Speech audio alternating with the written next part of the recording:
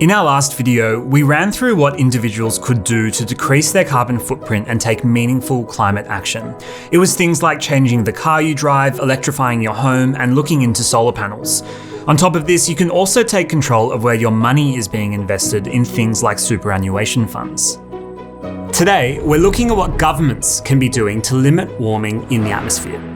Young people are losing faith and young people are scared for our future, and you need to take immediate action or we will continue to lose faith and lose hope in who's representing us. There are a range of policy levers available to governments across the world, and the Glasgow Climate Conference showed us how varied these approaches can be. What was so disappointing for us was the way it appeared that your Prime Minister really doesn't understand the urgency of what we have to do. Here in Australia, the federal government recently committed to a net zero emissions by 2050 plan. Australians want a plan. The plan. Our plan is a fair plan. So what's in Australia's plan? The Morrison government has committed to adding no greenhouse gases overall to the atmosphere, hence net zero. It doesn't necessarily mean not emitting any carbon dioxide, it just means balancing it out so the net position is zero. This forms part of a broader policy objective of the government that is dictated by technology, not taxes. This means the government has committed to reducing emissions by investing in new technologies and developing new low emissions technology policies and regulations. Significantly, no aspect of this climate policy is legislated. That means there's no law that has passed Parliament that forces the government to take the action they've promised. Since COP26 wrapped up, the Morrison government has announced a new electric car strategy with $178 million in new funding.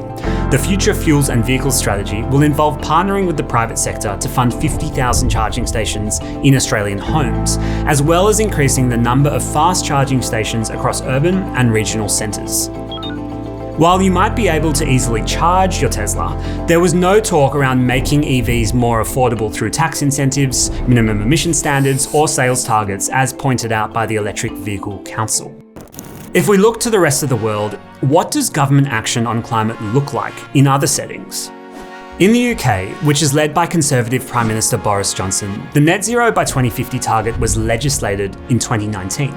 The UK has also pledged to cut emissions by at least 68% below 1990 levels by 2030 and 78% by 2035.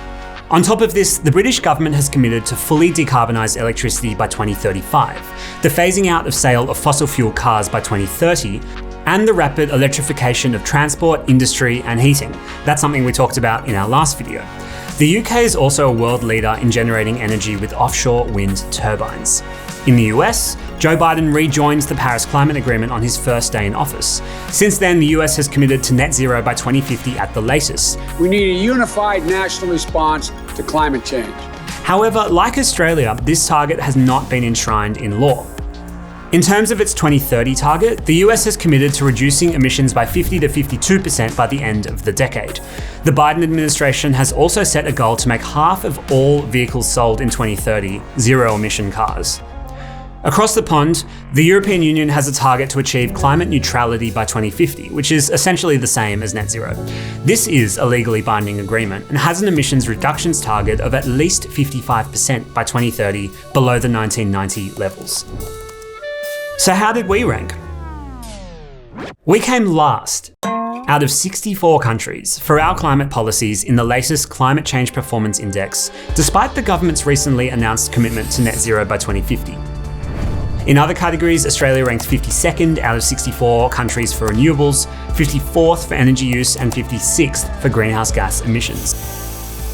So what do you think? Are you satisfied with the action on climate change the government has taken? Let us know what you think in the comment section below and subscribe for more videos.